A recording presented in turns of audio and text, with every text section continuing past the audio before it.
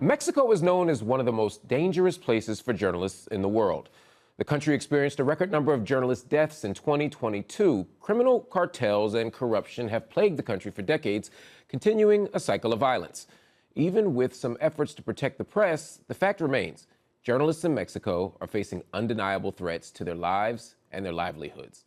So what does the future hold for journalism in the country? Joining me to discuss this is award-winning investigative journalist and the author of Narcoland, The Mexican Drug Lords and Their Godfathers, Anabel Hernandez. She is currently living in exile after receiving death threats because of her investigative work. Anabel, thank you so much for joining me on UpFront. 2022 was an awful year. In fact, it was the deadliest year on record for journalists in Mexico. According to the press freedom group Artículo 19, there was an attack on a member of the press every 14 hours. Violence by drug cartels, it's not new. Journalists are often targeted for their reporting, but the number of journalists killed last year hit a record high. Is the situation for the press in Mexico getting worse? Absolutely. It's very sad and dramatic to explain this, but yes, absolutely is getting worse. These attacks, these threats, this violence against the journalists have been increasing in the last 20 years.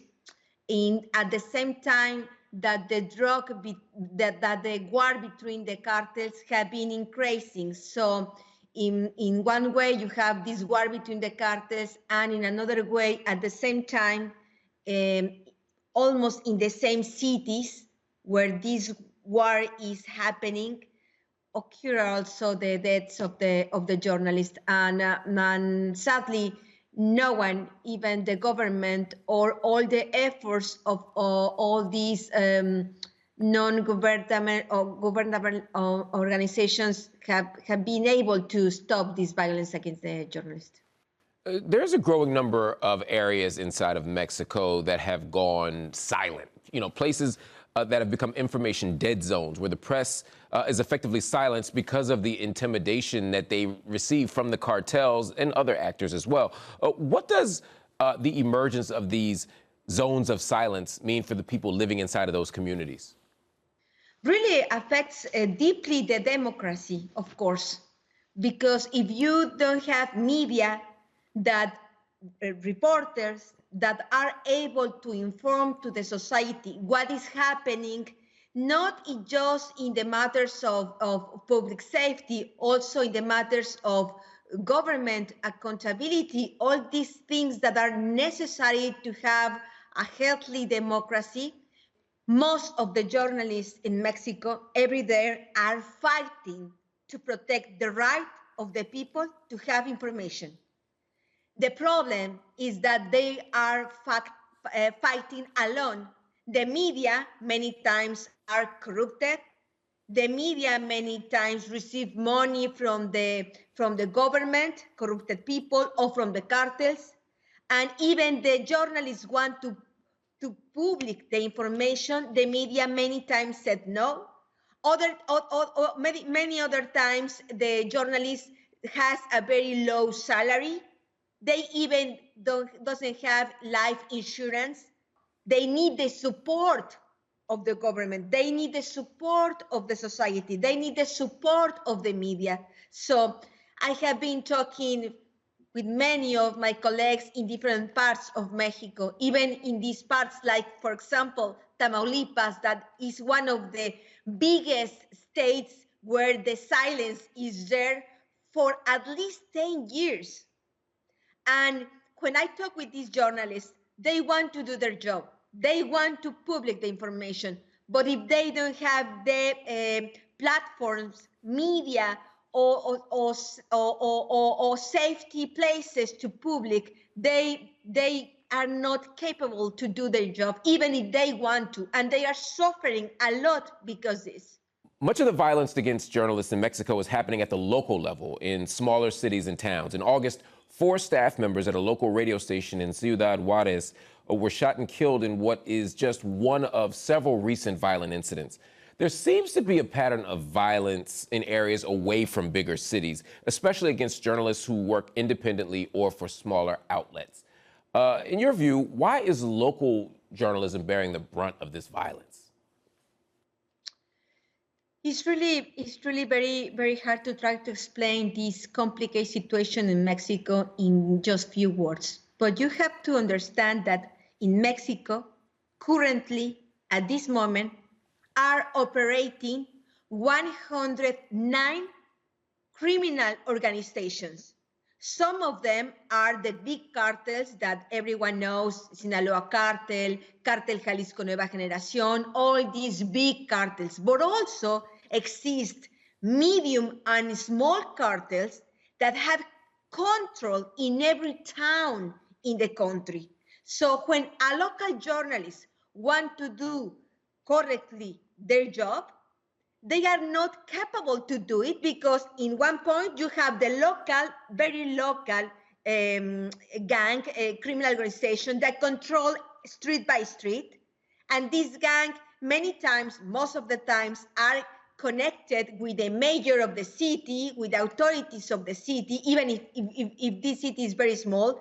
So this corruption really makes to the journalists almost impossible to do their job without risking their lives. That's why what is happening in Mexico is a human rights emergency. And that's why since many years ago, many journalists as me, we are asking to the international community to pay attention to what is happening there, because now we have, again, I will repeat it, 109 criminal organizations controlling all the country.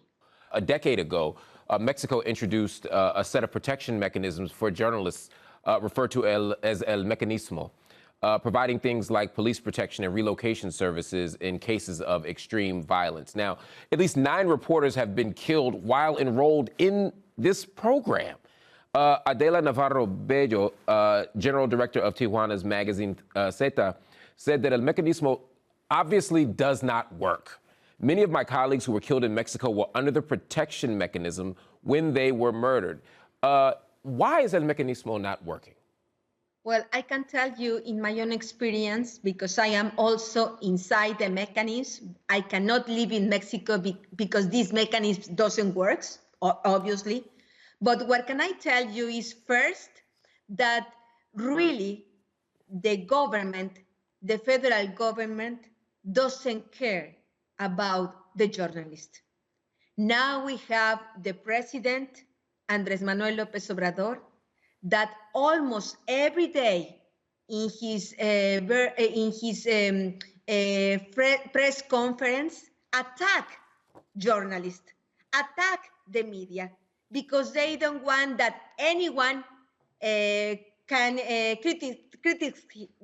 do critics against him. So for the part of the state that are very corrupted, that don't want that the journalists do their job, for the cartels that want also to keep silent to the journalists, if they see that just the president, a man who supposedly have some respect about the democracy, about accountability, about the freedom of expression, if you see that the president is the first one that is attacking every day to the journalists, of course, in one way or another, the president is giving you permit to do whatever you want to do against the journalists. That's why last year became the most terrible year for the journalists.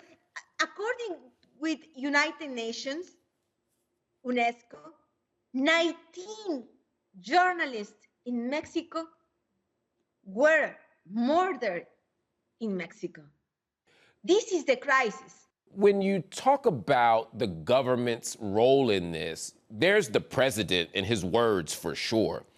But there are many people who argue that the government and security forces are also complicit in what's happening to journalists. I mean, I'm thinking about in 2015, for example, Jose Moises Sanchez Cerezo was killed after he published content that was critical of the local government in Veracruz.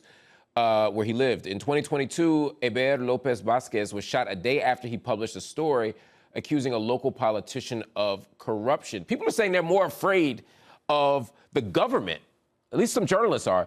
They're more afraid of the government than the cartels. What do you make of that?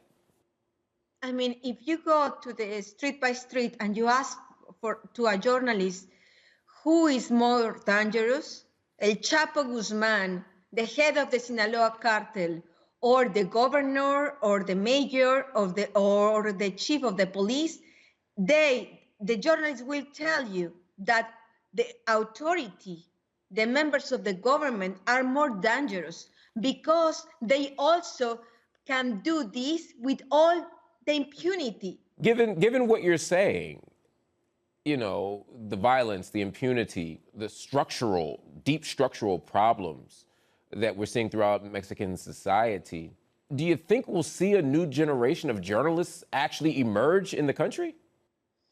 That is one kind of a miracle, you know, because, for example, many times I go back to Mexico to continue my work, and many times I give conference in universities, and most of the time, all these classrooms are full of young students that want to become journalists.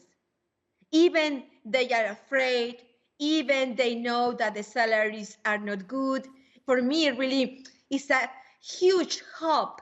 See the faces of these journalists, that even all this tragedy that is happening against journalists, they want to become a journalist, and they want to serve to the society, and that they also want to defend the right of the society to have the information, to try to save our very weak democracy.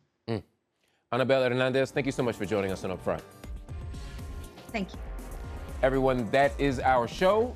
UpFront, we'll be back next week.